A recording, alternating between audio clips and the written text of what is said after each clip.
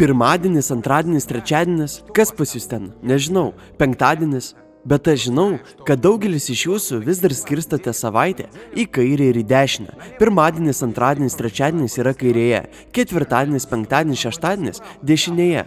Taip, nes tai buvo mūsų dienoraščiuose. Aš vis dar skirstau savaitę, vaizduodamas dienoraštį. Žmogus, kuris nupiešė šį dizainą, yra genialus. Bet ar kada susimąstėte, kad visi mūsų naudojami kalendoriai neturi nieko bendro su mumis? Žmonės gimsta, auga, sensta, miršta, o laikas vis eina savo tempu. Kalendoriui mes esame tarsi vartojimo reikmenys. Spausdintuvui. Visi šie skaičiai ir žodžiai rodo datą nuo Kristaus gimimo, o ne nuo mūsų atsiradimo į pasaulį. Suprantame, kiek laiko praėjo nuo Jėzaus gimimo, bet nesuvokiame, kokia tai mūsų gyvenimo diena. Tačiau yra būdas pažvelgti į laiką kitaip. Štai jis. Toks būdas privertė mane susimastyti. Taip, apie tai daug galvojau 2 savaičių bėgyje ir noriu, kad ir jūs apie tai pagalvotumėte. Tai būdas, kuris padės jums pakeisti jūsų mąstymą apie laiką, kiek mažai laiko jums liko. Dabar tu sužinosite, kas yra senėjimo paradoksas, kaip matuoti savo gyvenimą ne metais, o įvykiais, kokie svarbus dalykai jūsų gyvenime eina į pabaigą ir kiek mes...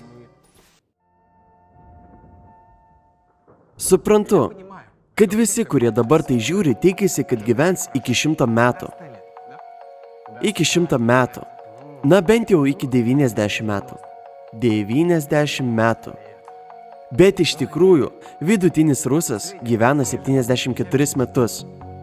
74. Ir tai yra moteris. Moteris. O vyrai 64. 64 vyrai. Taip. Tai tiek mažai. Jėzau, šūdas. Kaip 2 milijardai sekundžių. Taip jau sakiau vienoje iš laidų. 2 milijardai sekundžių. Netikite manimi? Suskaičiuokime. 64. Padauginkite 365. Padauginkite iš 24. Padauginkite iš 60. Ir dauginkite iš 60. Tai... 2 milijardai 18 milijonų 304 tūkstančiai sekundžių.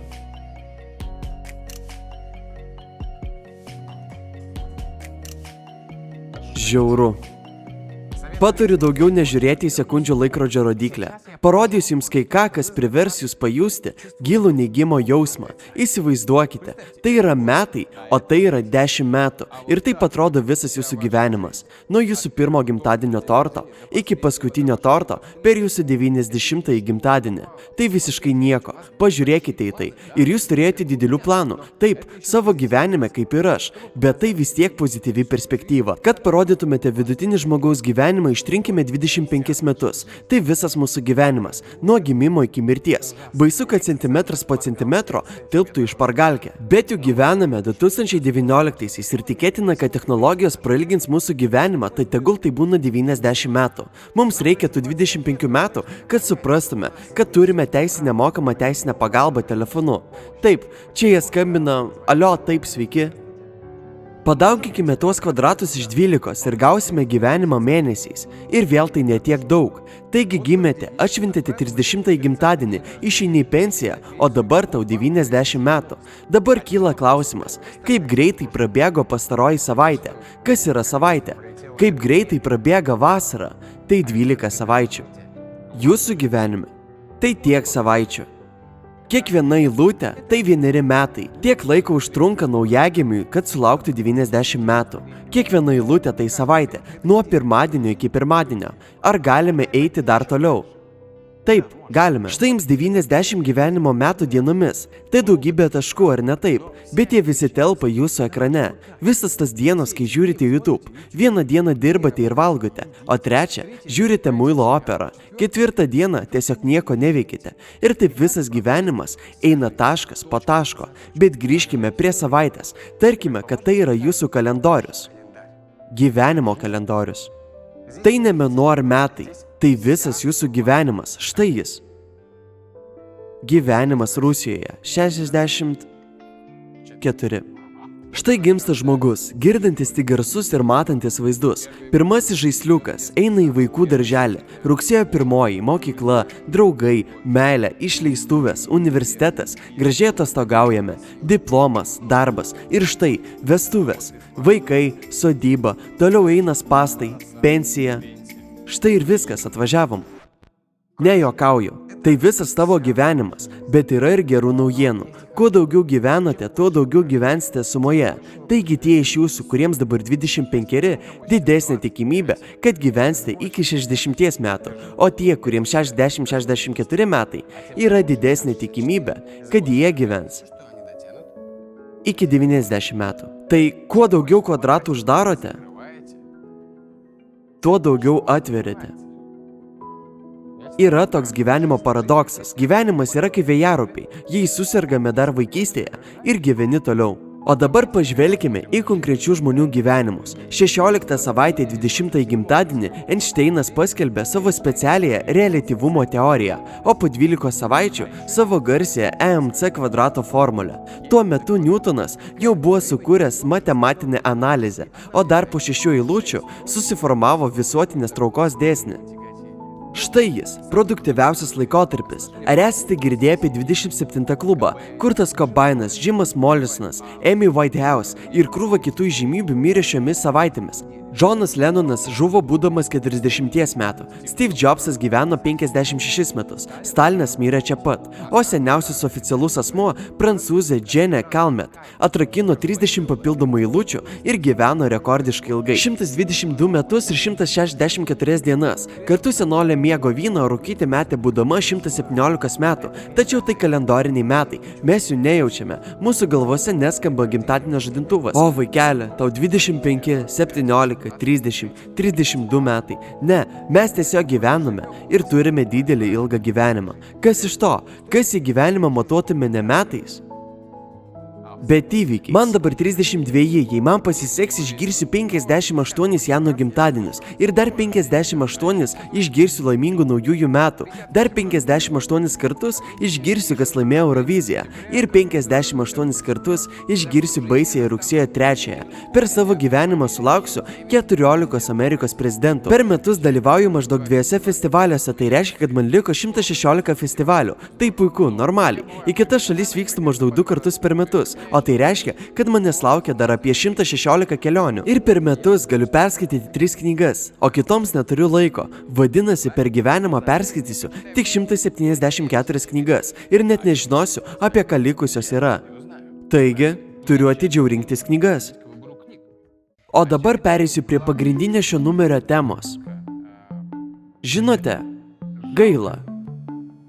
Suprantu net būdamas jaunas, kad kai kurie prasmingi dalykai mano gyvenime eina į pabaigą. Kai gyvenau su mama, mes kasdien kalbėdavomės. Dabar jau matomės 10 kartų į metus. Jai jau 55 metai, o tai dar maždaug 35 metai buvimo kartu. 10 kart 35 yra 351 ir viskas, tai mažiau nei bet kurie mano vaikystės metai. Viena paprasta mintis, jei įsikraustėte iš tėvų, jūs išnaudojate didžiąją laiko dalį, praleistą kartu su jais šioje žemėje. Paskambinsiu mamai. Alio, mama? Labas. Kaip sekasi? O vat su geriausiais bičiuliais priešingai, su jais susipažinau tik būdamas 15, o kalbėdavau su jais vidutiniškai 3 kartus per savaitę. Dabar mes kartu dirbame visomis savaitės dienomis. 80% mūsų bendravimo dar laukia ateityje. Geriausias draugystės užsimezga per tą 20 metų atkarpą, o kai išsiskiriame ir atsisveikiname visiems laikams, tada tokių draugų nerasi. Nes su tokiu statusu jie ieško tik čia. Bet bus galima rasti savo vaikus. Ir anūkus. Kažkur čia yra vaikai, kažkur čia yra anūkai. Štai ir viskas. Mūsų laikas su jais dar laukia. Taip pat bus galima rasti naminius gyvūnus. Neseniai mirė Kubikas. Mano sraigė. Jis gyveno ilgiau nei rašoma Wikipedijoje. 11 metų. Čia pirmą kartą nuo augintinio netekties verkiu. Tos 500 savaičių buvo pakankamai ilgos, kad žmogus pradėtų manyti, jog afrikietiškas sraigė buvo draugas. Jei nuspręsiu įsigyti augintinį, būsiu 6 sraigių savininkas, 20 žiurkėnų, 8 papūgų, 5 šunų arba 5 kačių ir tik 1 ar 2 vėžlių. Kai mano vėžliui bus 30 metų, mes siųsime žmones į Marsą. Ir jei tikėsite futurologais, kai man bus 40 metų, visa reklama bus asmeninė.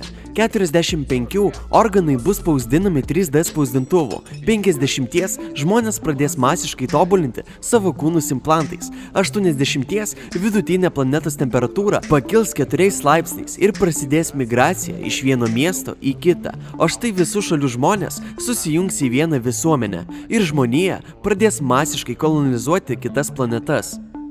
Tikriausiai to nepamatysiu. Taigi, ką mums daryti su šia informacija? Reikia suvokti, kad jūsų gyvenimas nėra begalinis. Niekada nebusite jaunesni nei dabar. 2 kartus po 17 nebus. Lygiai taip pat, kaip nebus 25 ir 30. Visa tai labai 1, 2, 3. Mes galime būti paskutinė mirtingųjų karta, juk visa mūsų kultūra, religija, knygos, muzika, dainos sukurtas remiantis mirtimi.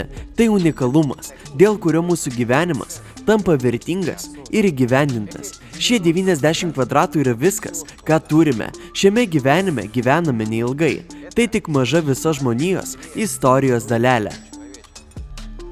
Bet kuo užpildyti tuos kvadratėlius? Tai priklauso nuo jūsų. Papasakokite apie tai savo draugams ir būtinai pasidalinkite juo, kad žmonės jį matytų ir taptų sąmoningesni. Juk mūsų šaliai to labai trūksta. Rusijoje reikia gyventi ilgai. Ir kaip visada, pumpuokite smegenis. Iki pasimatymo.